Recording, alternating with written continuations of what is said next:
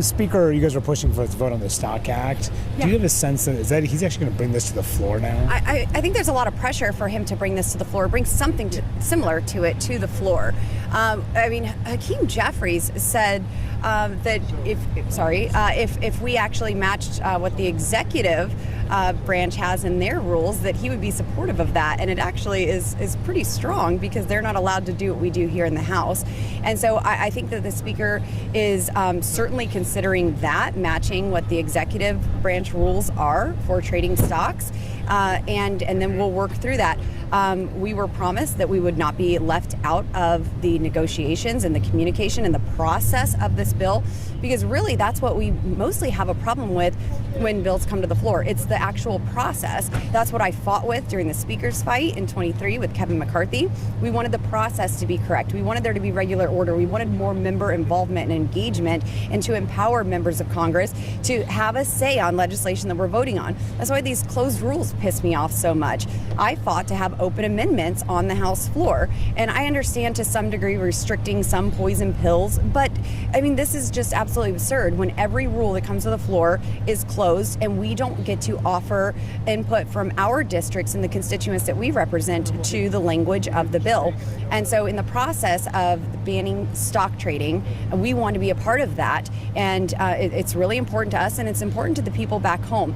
There are so many members of Congress who come here and enrich themselves, and I don't know, I mean, just throwing this out there, we have a Republican member of Congress who is resigning after the 5-year mark of serving here in Congress, but it's also when we're forcing legislation to ban stock trading. So I don't know if those coincide at all, but it's something that makes you wonder.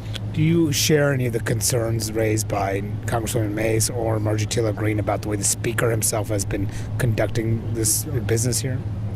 I think leadership as a whole and the structure of this place as a whole is problematic. I wouldn't say that it's unfair to women or anything like that. I've heard some dramatic terms that are thrown out, but I don't disagree that the process is broken, and that's something that I have fought to change, to get fundamental changes here in the House of Representatives to empower members to represent the people and to fulfill our promises that we make back home.